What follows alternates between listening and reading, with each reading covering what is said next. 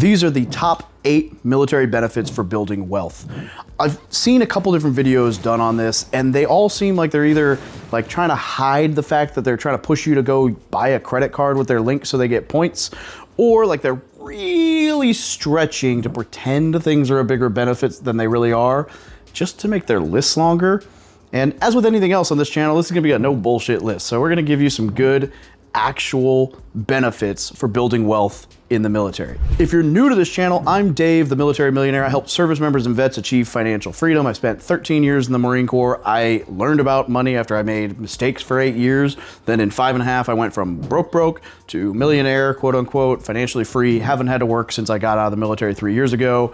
And I'm just here to give you some information. So enjoy the ride. The very first military benefit that I believe is great for achieving wealth is the Thrift Savings Plan, the TSP, right? And so a lot of you probably are aware of this, you've heard of it a million times, but for whatever reason, service members don't always know what it is. So I'm not gonna make this a deep dive on the TSP. I've got a bunch of other videos to them, I'll link to some of those. But here's the deal. This is the first investment opportunity you'll have in the service. And it's honestly the most passive. You literally say, I want this percentage of my paycheck to go into it. I want it to go in this fund, and then you just never touch it again and it will grow. Now, obviously, the more you can put in there, the better. And understanding the funds takes a little bit of work, but even if you don't, you can just do a life cycle fund and just let it ride.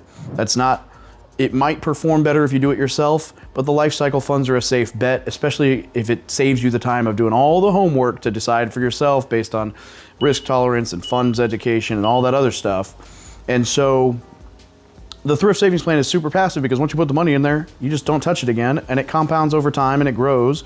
And if you put enough money in for a long enough period of time, it becomes millions and you didn't have to do much, which is incredible. So again, watch one of my videos on that for a deeper dive, but the Thrift Savings Plan is great. Number 2, and this should be no surprise to my listeners, the VA loan. Specifically if you use it with a house hack, and I've got full-length webinar dig deep dives into house hacking with the VA loan. But the VA loan itself is an incredible benefit because owning real estate is a huge factor as far as whether or not one becomes wealthy and financially free in life. In fact, there's all these crazy statistics about the number of millionaires who own versus the number of millionaires who do not own a house. I don't know that that's necessarily a causal factor via a correlation factor, but that's beyond the scope of this video. The bottom line is this. The government has given you a loan product that you can use 0 down, no primary mortgage insurance, no crazy fees. There's a funding fee, but it's nothing compared to PMI and MIP. Better interest rates on duplexes, triplexes, and fourplexes for sure. It's got no credit score requirement, no debt to income score requirement, and all these other crazy benefits that you can reuse it. You can rinse and repeat your entitlement. And it's just unbeatable. So go check out one of my videos on house hacking with the VA loan to learn how to use it. But that is, honestly, that's personally my favorite wealth building military benefit. Number 3, we're gonna go with savings opportunities. And I wrapped a couple different things into this.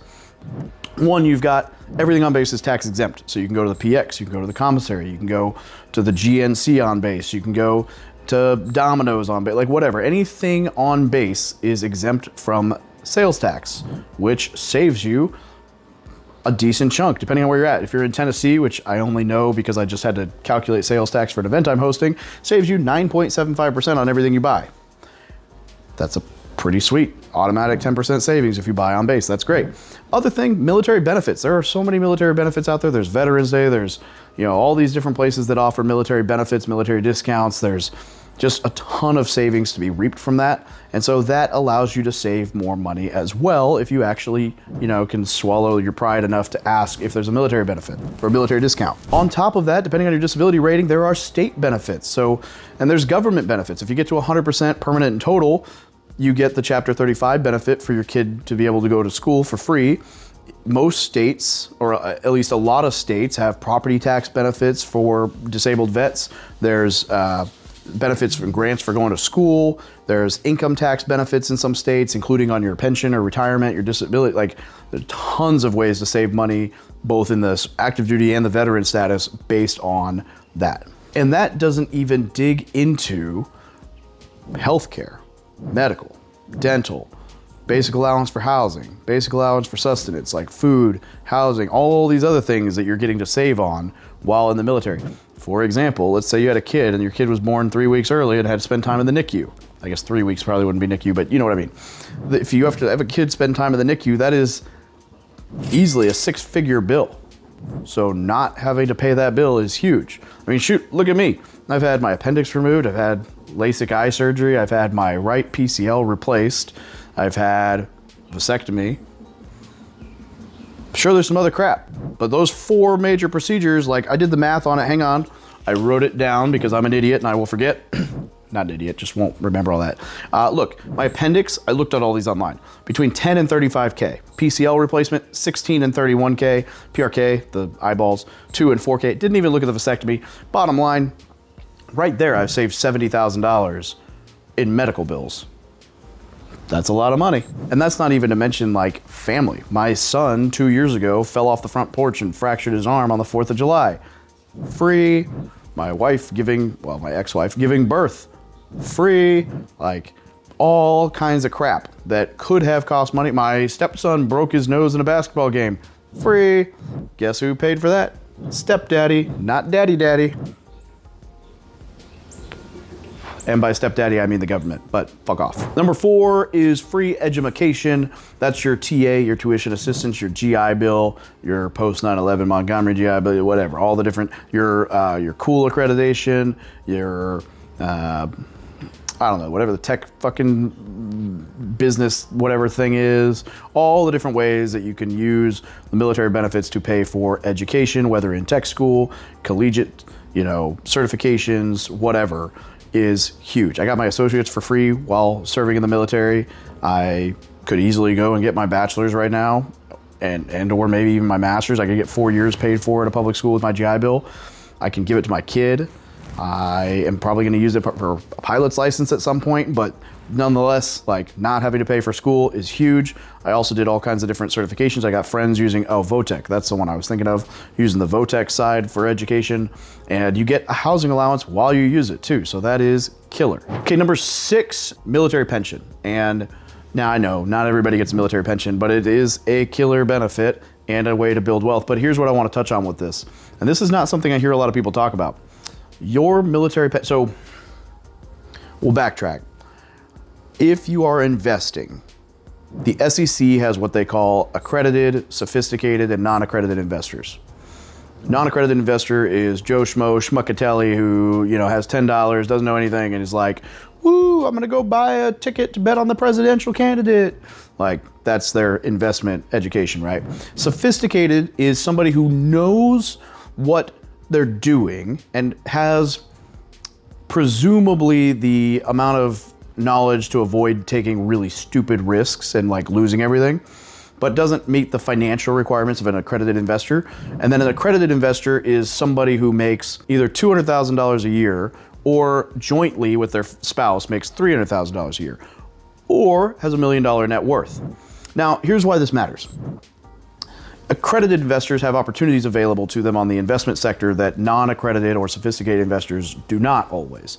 Different real estate investments, they're usually they're quote unquote more lucrative investments, but they're actually, the reason for that is that they're the more risky investments.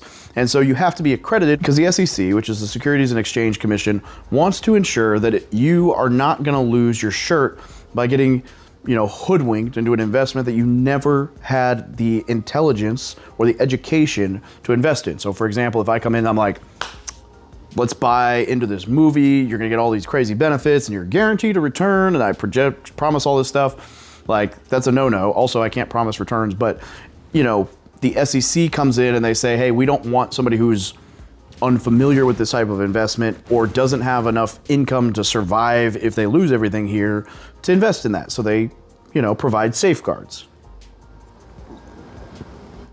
Downside of that is you miss out on some cool investment opportunities. So check this out, military pension.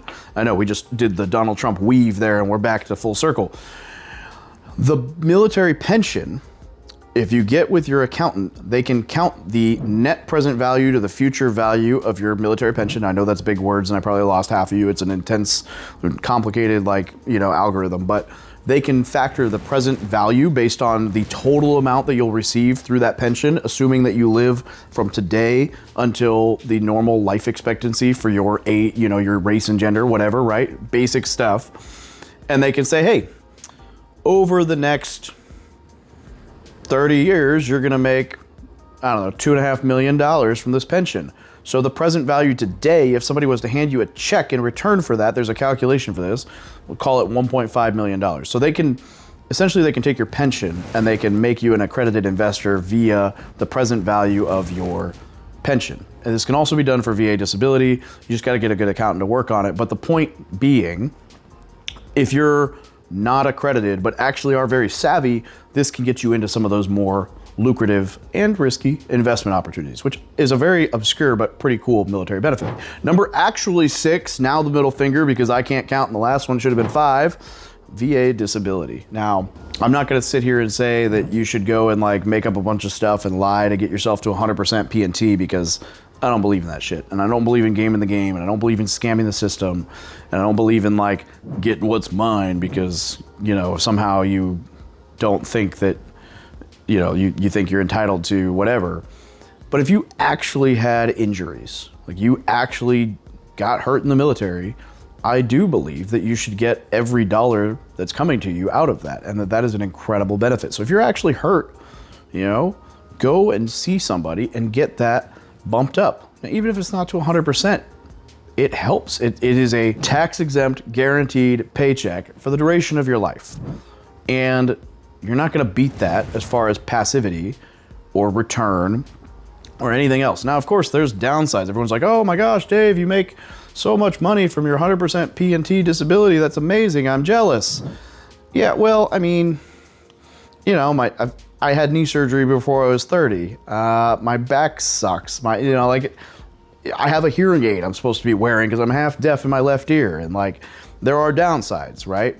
It's not all sunshine and rainbows. But again, the pay side, the income side, the revenue side, that is very beneficial to the point that because it's tax exempt, it's actually counted as 1.25x whatever you receive towards being able to qualify for VA loans. So if you make $4,000 a month, it actually counts as $5,000 a month as income because you have to make $5,000 a month elsewhere to equal $4,000 after paying taxes. So for example, in 2010, I drove over an IED in Afghanistan and I got blown up.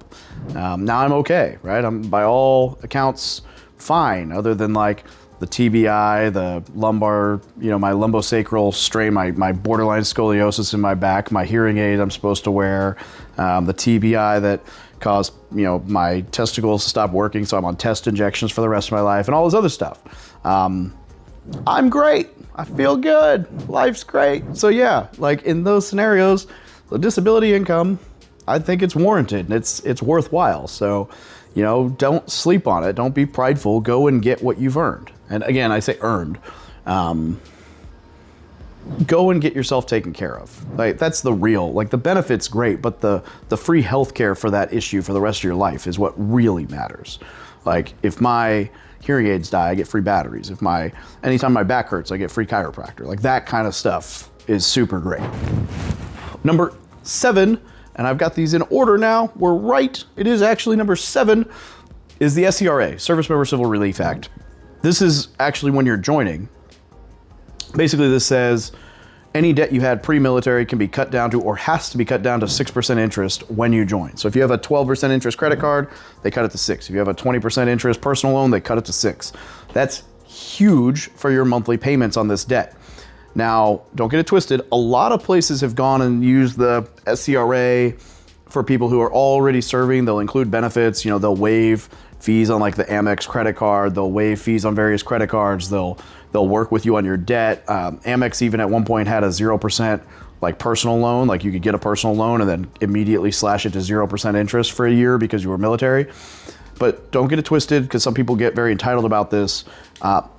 They are not obligated to cut fees or cut interest rates for anything that's accrued after the day you join the military.